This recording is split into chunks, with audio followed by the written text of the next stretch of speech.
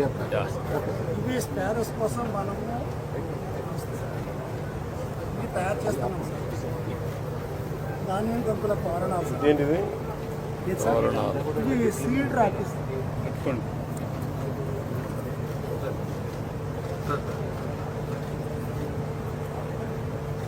తోరణాలు అప్పటికే పక్క పెట్టడానికి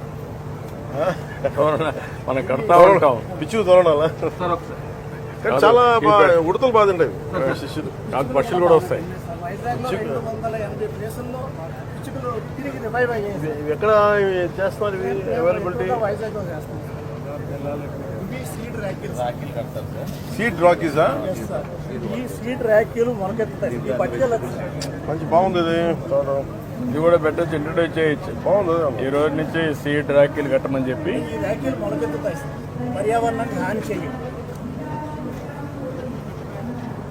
ఆల్ ఫ్రెండ్షిప్ బ్యాడ్జెస్ లాగా ఫ్రెండ్షిప్ ఆల్ పని చేయొచ్చు కదా. మీరు నక్షత్రాన్ని బట్టి కడతారు.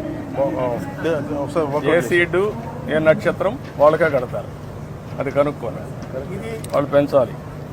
ప్రతి రక్షాబంధన్ దినోత్సవం రోజున వృక్షాబంధనం అని చెప్పేసి మన వైజాగ్లో 132 ఏళ్ళ చెట్టుకి ర్యాకీ కడుతుంది సార్. అవునా? అక్కడ చూడచ్చు సార్. హౌ మెనీ ఇయర్స్ అది?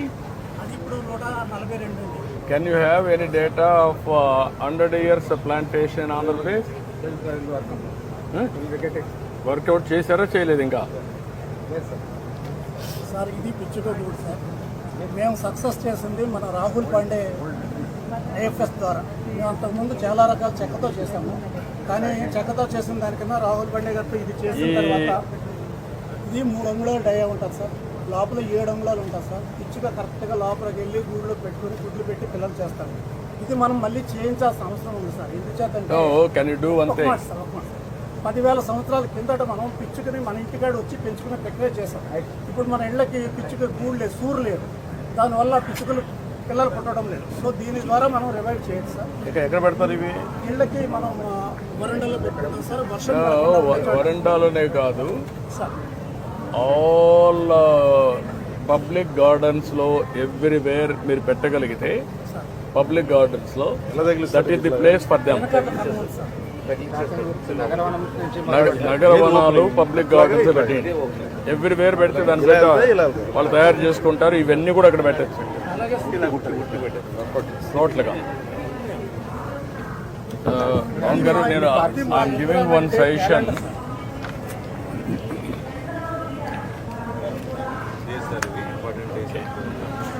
ఒక సజెషన్ ఏంటంటే ఇవన్నీ this is a good practices, బాగున్నాయి.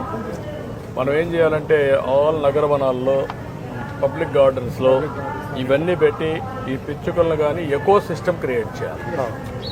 Best ecosystem, then it will work. మన స్వచ్ఛంద స్వర్ణాంధ్రలో పంచాం సార్. శ్రీకాకుళం విశాఖ జిల్లా కలెక్టర్ ద్వారా ఇలా పెడతారు. ఇది అంతే సార్. దాని కింద దాన్ని కంపు పూర్తి పెడతాం సార్. అది వచ్చి తినే అందులో గుడ్లో గుడ్లు పెట్టేసి పిల్లలు చేస్తాం సార్. శ్రీకాకుళం విశాఖ జిల్లా కలెక్టర్ ద్వారా ఇలా పెడతారు. ఇది అంతే సార్. దాని కింద దాన్ని కంపు పూర్తి పెడతాం సార్. అది వచ్చి తినే అందులో గుడ్లో గుడ్లు పెట్టేసి పిల్లలు చేస్తాం సార్. అంతే. ప్రమోట్ చేయాలి.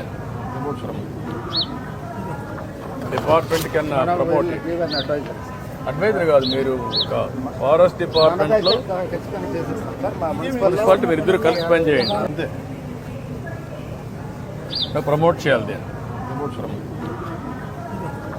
డిపార్ట్మెంట్ కన్నా ప్రమోట్ అడ్వైజర్ కాదు, మీరు ఫారెస్ట్ డిపార్ట్మెంట్లో మున్సిపాలిటీ మీరు ఇద్దరు కలిసి పని చేయండి.